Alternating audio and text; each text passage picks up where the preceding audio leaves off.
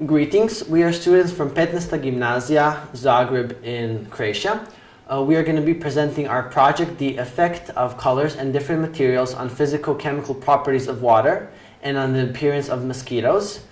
As this title is quite long, we also have a shorter one, Mosquitoes Around Us. As we all know, water is essential for all life forms on Earth. Stagnant water can occur in garbage disposal and in different containers as well, and is suitable for mosquito development. One of the most important factors for mosquito development is the temperature of the water. On these images you can see mosquito larvae, also the common mosquito which does not carry diseases, and the tiger mosquito which does carry diseases. Different materials and different colors of materials absorb and reflect different amount of sunlight. This results in a different water temperature. One of the most common waste materials are rubber, plastic, and glass, and this is exactly why we decided to conduct our experiment on these three materials. With this research, we wanted to find out what are the effects of colors and different materials on physical-chemical properties of water and on the appearance of mosquitoes. On the picture below, you can see a mosquito life cycle, which is divided in 4 main phases. First phase is an egg phase, and each female lays from about 150 to 400 eggs in water. Then these eggs develop into larvae, and when larvae grow big enough, they create a pupae. When pupa is developed, an adult mosquito comes out of it. We assume that more mosquitoes will be found in black materials because of the greater energy absorption, and therefore higher temperature of water. We found out that female mosquitoes prefer to lay their eggs in darker places. We also assumed that more mosquitoes will develop in the containers with more dissolved oxygen and nitrates and less dissolved ammonium. In our experiment, we used 3 materials: glass, plastic, and rubber, in 5 colors: black, white, green, yellow, and blue. In the picture below, you can see our containers on our station. Our measurements were conducted once a week, from the 1st of March to the 25th of April. Our measurements included oxygen, nitrate, and ammonium concentrations, as well as water temperature and pH levels. To determine the genera of our mosquito larvae, we use Mosquito Larvae Sampling Field Guide, as well as the GLOBE Protocol Identification. To better observe the larvae, we use our school loupe. On the left picture, you can see a magnified larvae, and on the right picture, you can see the process of water analysis. In the next few slides, we are going to show our results using a series of diagrams.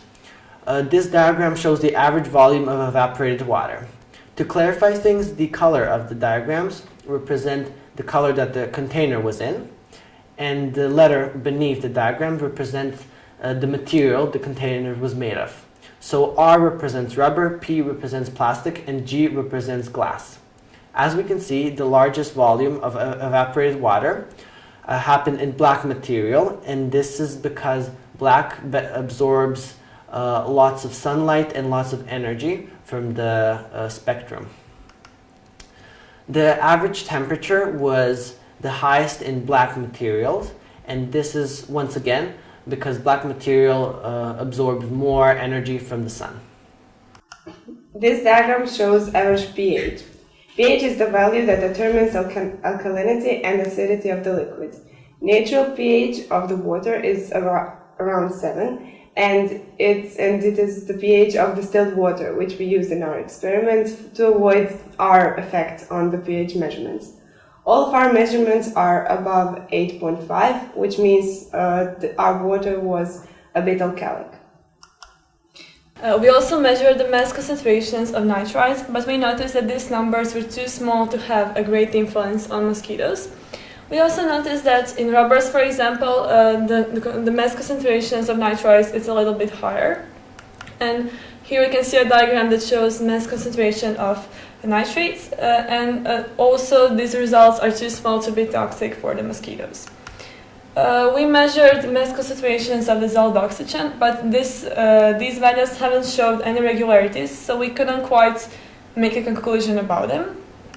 And we measured mass concentration of ammonium, which once again didn't have great values, but we really noticed that in black rubber has a higher value of ammonium, and we suspect that that is the reason why mosquitoes haven't developed in black rubber and had in black plastic and black glass.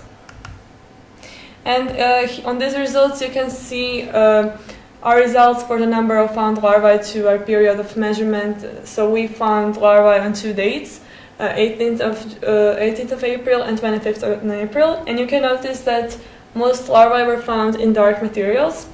Besides mosquitoes, we found many dead flies, algae, cyanobacteria, etc. Since female mosquitoes of the genus Culex prefer to lay their eggs in darker and warmer places, the black materials were the most suitable place for their development, because they absorb most energy. Also, we concluded that higher pH is an inhibiting factor for the development of mosquitoes. The low concentration of inorganic compounds don't have an inhibiting effect on larvae, but they were suitable for the development of other microorganisms. Disposing and recycling dark materials is an ideal way to prevent disease spreading. As we know, mosquitoes spread many diseases, including malaria and the Zika virus. Glass containers should be used for storing and for drinking because they provide better water quality. This could be an encouragement for governments and nations to recycle and fight for the welfare of our planet. These are the sources we used, and these are our image sources, and we thank you for your time and your attention.